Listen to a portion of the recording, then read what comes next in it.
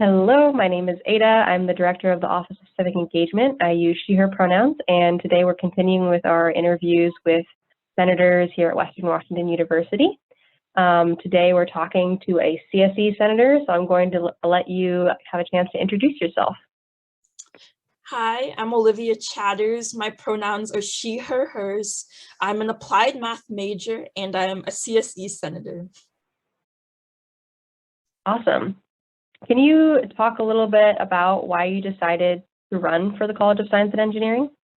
Well, I was actually a transfer student last winter, and going into the math department, it was very difficult because most people were white, cis, and male, and my professors were white, cis, and male, and nobody looked like me, and I just felt like I was constantly having to prove myself.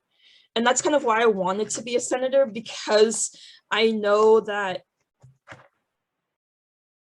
hopefully over time, if more people who look like me go into these fields and go into these positions, it'll make it easier for those who come after me. Awesome.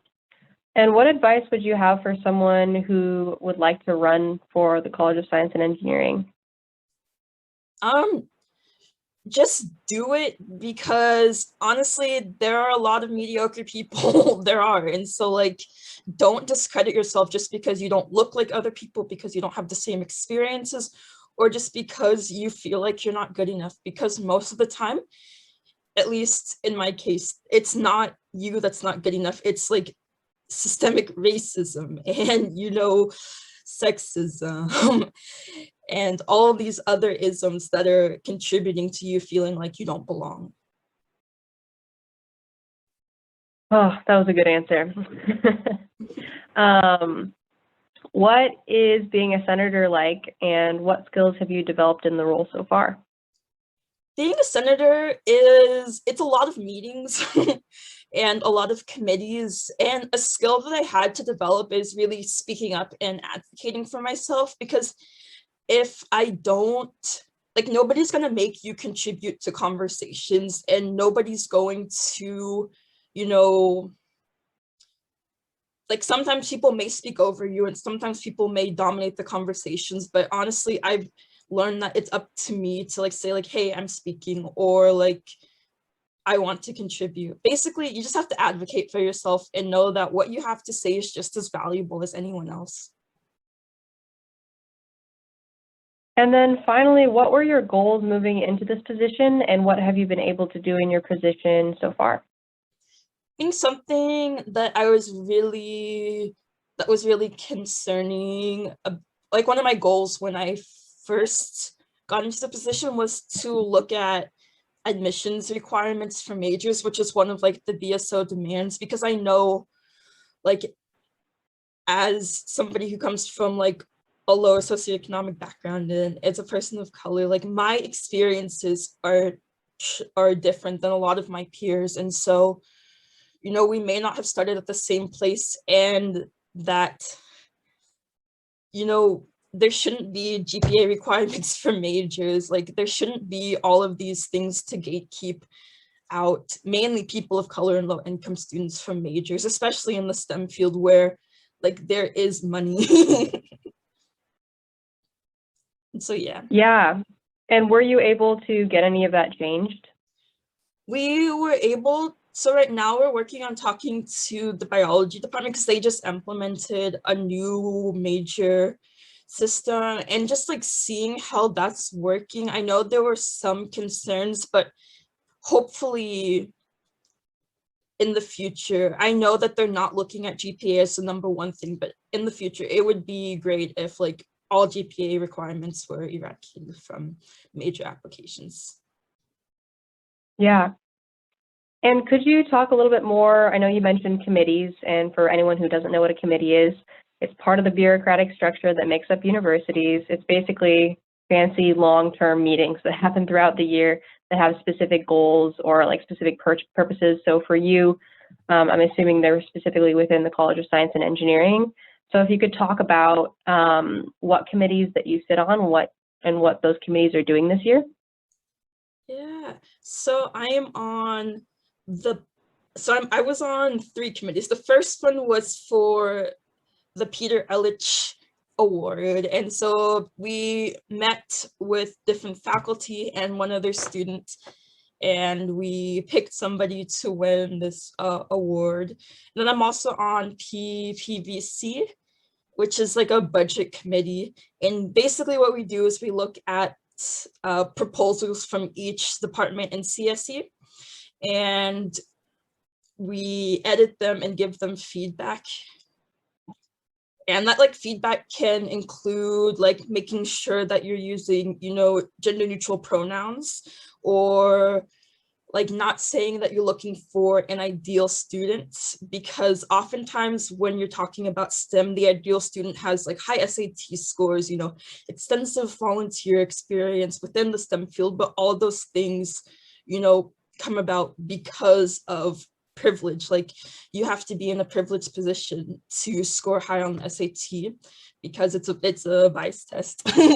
And just like you have to have the resources around you to be able to volunteer and have those connections to have experience before you get to college. And so just making sure that this very narrow idea of what the ideal student is isn't what staff is using to determine like how things should be funded. And yeah, basically, yeah. Awesome. And did you come in with like budget knowledge that was necessary to sit on these committees? So for maybe someone who's interested in running, but maybe worried that they don't have like the qualifications to do this kind of work, what would you say to that? I think that really the only qualification for these jobs and work is that you're willing to put an effort and constantly learn new things, because like, you know, you don't have to be good at math to read budget proposals. Like there are many different perspectives and views that can come about. And just because you're not looking at it from like an accounting budget perspective doesn't mean that your feedback's not valuable. And so just keeping that in mind, that you do have something to contribute and it's important. Yeah. And so I think my final follow-up question for you is, I know that there's an ambassador program within CSE and there's senator positions within CSE. And if someone's really interested in doing advocacy, what would you describe as like the difference between the two different positions, and how could, like, any advice you have for someone who's trying to decide what they would like to do? Well, this year we've done a little bit of work with the ambassadors in terms of like every quarter we have a meeting, and the ambassadors this year have been doing a lot of work, especially the biology department in terms of like setting up mentoring programs. So I'm pretty sure ambassadors work more directly with students. And so what was the question again? So just for if someone's trying to make a decision about whether to do the ambassador program or whether to be a senator, any advice you'd give to making that decision? Say if you are interested in political systems and long meetings and not necessarily working Making it sound so good. as directly with students, like you still work directly with students as a senator, but as an ambassador, you have a faculty advisor. So if you feel like, I feel like ambassadors have a little bit more support than senators because they have somebody who they directly, you know, go to. And so if you feel like you need a little bit of extra support, ambassadors is a good thing. But if you want to just like pave your own path and you know exactly what you want to do, I'd recommend doing Senate because you really have to be self-driven. Awesome. Well, that's all I can think of to ask you about. Is there anything that you'd like to say at the end to anyone who's interested in running? Not that I can think of, just like, if you're interested in running, especially if you are a Black student, because, you know, there's not very many of us in AS, you know, just think about how much time and energy you have because it is an emotionally exhausting job. And yes, that's my only advice. Yeah. Well, thank you for your time, and catch back with us again when we interview more senators in the future.